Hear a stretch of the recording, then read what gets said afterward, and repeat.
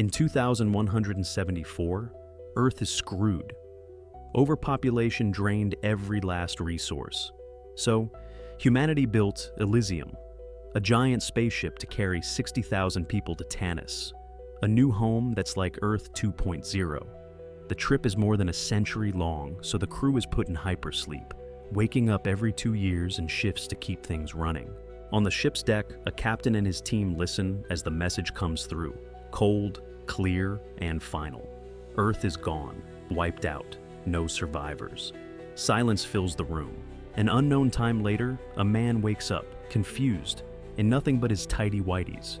He has no idea where he is or how he got there. Something's off. He removes extra skin from his body. Who is he and how did he get on the ship? He can't remember much. He pulls tubes out of his body, but the ship keeps losing power, flickering in and out. In the dim light, he stumbles around, finding a dusty flashlight. That's when he sees it. Every other pod is empty, except for one. It holds Lieutenant Peyton. The man checks his own pod and suddenly remembers his name, but nothing else. He's part of a team. But where is everyone else? The silence is heavy. Something is very wrong. He checks the ship's controls, but it seems dead. Nothing responds. He finds his locker with his clothes and a photo of his hot girlfriend. At least, he thinks she is his girlfriend. As he changes, he notices a tattoo on his arm. Team 5. He doesn't remember the team, but it feels important. Then he spots the bridge door, sealed shut. Scratches cover the metal, deep and jagged, like someone tried to claw their way out. His stomach tightens. What the hell happened here? Frustrated, Bauer pounds on Peyton's pod, yelling for him to wake up, but gets no response. The silence presses in. He gives up and starts cleaning up, then the ship lurches. The pod hisses. The lid unlocks. Peyton jerks awake, just as confused, just as lost, and also just as half-naked. He has no clue where they are or what the hell their mission is.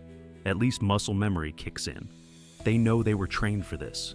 Peyton manages to get emergency power online, booting up the controls.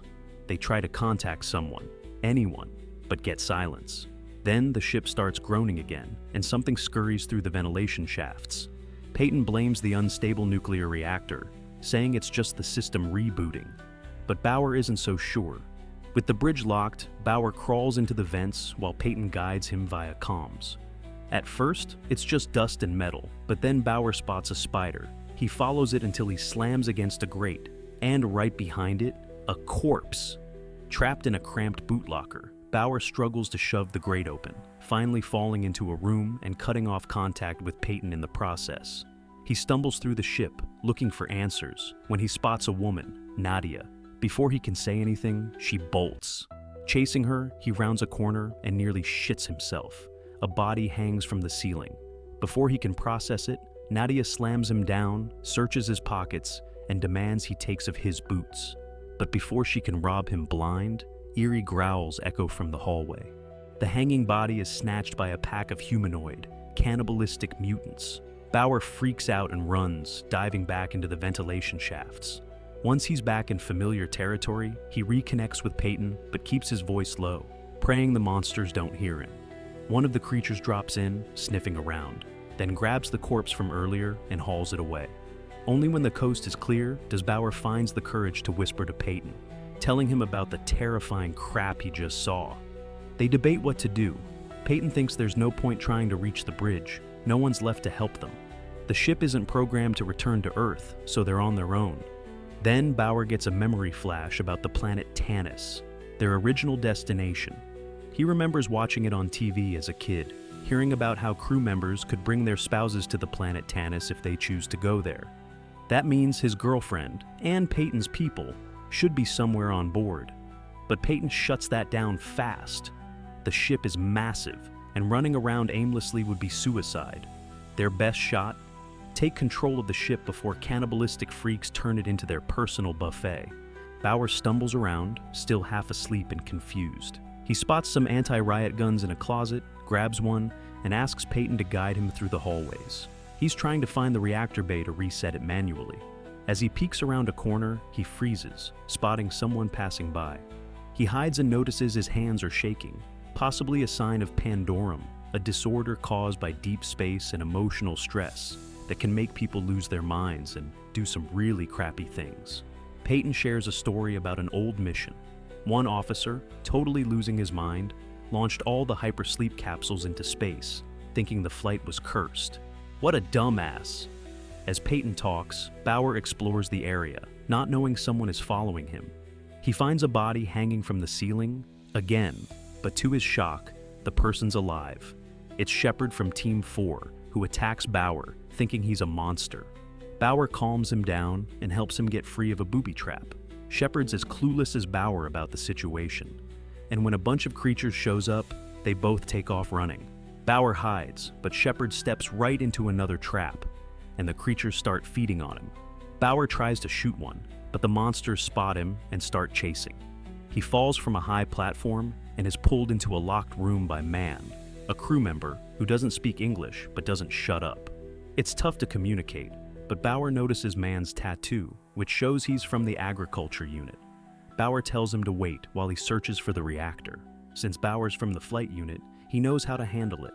After losing contact with Peyton again, Bauer makes his way to the cargo room, only to be attacked by Nadia. Again, Man saves him, and the two start fighting. Bauer steps in, firing his gun in the air, telling them to stop fighting and work together if they want to survive. They agree, but only if Bauer can get the ship flying. Nadia leads them to the reactor room. They wait as the reactor surges, nearly getting caught by monsters. When it finally happens, Bauer holds the creatures back long enough for them to get inside. Inside the room, Bauer sees the embryonic chamber, where the crew's livestock and wildlife were kept. It's been a shit show. 30% of the specimens are gone, and Nadia's lost everyone she woke up with. She admits she's also suffering from partial amnesia and shares some bugs with them for food. Meanwhile, Peyton's still trying to get the door open. His paranoia kicks in when he hears strange noises from the shafts. Suddenly, a naked guy named Gallo appears, claiming to be from the bridge, before passing out. When Gallo wakes up, Peyton grills him with questions. Gallo explains he had to unalive his teammates in self-defense after they were overtaken by Pandorum. Bauer, Nadia, and Mon continue searching for the reactor and pass through the hypersleep chamber, where most capsules are empty because this is where the creatures hunt. Mon stays behind, while Bauer wants to look for his wife. Nadia explains civilians aren't aboard, only officers. They move forward, but fall through the floor into a sewer full of human bones. Luckily, a creature passes over them without noticing. After the monster leaves, they climb out of the sewer, only to find it waiting for them. The monster attacks, but it's not long before Mon shows up and helps take it down. The trio unalive the monster, but there's another one nearby, watching them and calling for backup. They make a run for it, only to spot one of the capsules opening. A crew member wakes up, but they can't save him. The creatures get to him first. They barely escape and lock themselves in a barricaded room, where they meet Leland, the ship's trippy cook. He's been awake for a while and starts making them food using some water leaking into the ship and algae that's growing. While they eat, Nadia shares her theory. The creatures are mutated crew members who got infected with a special accelerator shot designed to help them survive on Tannis. Leland overhears and, knowing more about the situation, starts telling the same story. Gallo, meanwhile, is trying to drive Peyton crazy, repeating the same story to him. He explains that when Earth vanished in some disaster, the ship got the message and wished them luck. Gallo lost all hope, went insane, and killed his team. He spread Pandorum to the other passengers, leading them to develop a violent, tribal culture before going back into hypersleep. Bauer and the crew lose consciousness, only to wake up later to find they've been drugged by Leland, who's now tied them up with a plan to eat them. After stabbing Nadia, Leland moves toward Bauer, but Bauer convinces him to let them go by explaining that the ship is shutting down soon, and none of them will survive unless he resets the reactor. Leland, seeing the truth, lets them go and gives Bauer his radio to contact Peyton. Peyton confirms the ship only has 47 minutes left and gives them a path to the reactor. As they move through the hallway, they come across one of the creatures, but it's just a young one, confirming that these monsters are breeding. Nadia begs them not to kill it, but it bolts, alerting the rest of the monsters. The group hides in a room with the civilian hypersleep capsules, but Bauer doesn't find his wife. He remembers she broke up with him before he enlisted, meaning she died when Earth vanished. Without anything left to save, Bauer loses hope, but Nadia tells him they need to survive and build a new Earth. Gallo continues to mess with Peyton, trying to make him lose his mind and give in to Pandorum. Gallo thinks they should all launch themselves in pods like the Eden mission, but Peyton refuses, calling it suicide. As Gallo's nose bleeds and the argument gets intense, he grabs a sedative gun and forces Peyton to launch him in a capsule. But Peyton plays him, trapping Gallo in a pod. The team reaches the reactor room, which, of course, is where the creatures sleep. As they cross a walkway, it collapses, and while Nadia makes it across, Bauer falls on a metal beam. Man holds the walkway to keep it from falling on the creatures. Bauer covers himself in monster skin to hide his scent and carefully makes his way to a ladder. He reaches the reactor, but his flashlight falls and wakes up the monsters, who immediately chase them. Man drops the walkway, unaliving a bunch of them, and Bauer manages to restart the reactor, which unalives even more monsters. The mutant leader attacks Mon, and after a tough battle, Mon unalives it. But then he hesitates when he sees the mutant child, which is a huge mistake. The kid doesn't hesitate and slits Mon's throat. Meanwhile, Bauer and Nadia follow Leland to safety, but the cook betrays them, locking the door to escape the creatures. With power restored, Peyton finally opens the bridge door, only to realize that he's not actually Peyton. He's Gallo. He'd been hallucinating his younger self and talking to himself this whole time. Peyton was one of the team members that Gallo unalived and then took his capsule that caused amnesia. Leland arrives at the bridge, pretending to be a friend of Bauer's, but Gallo doesn't care. He unalives Leland by injecting a heavy dose of sedative.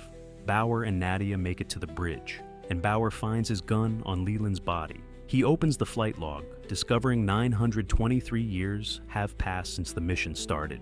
Gallo admits to the lie, then opens the ship's window to show them that it's all pitch black outside, no stars anywhere, so they may be lost in space.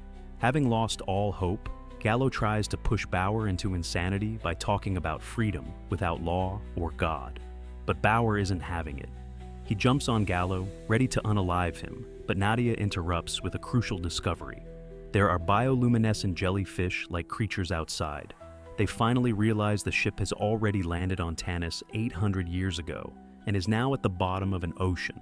Gallo tries to take advantage of the distraction and attacks Bauer, but Nadia steps in. Gallo overpowers her, and she calls for Bauer, but he doesn't hear her. He's having a hallucination of his own, and instead of shooting Gallo, he fires at the wall, thinking the monsters are coming.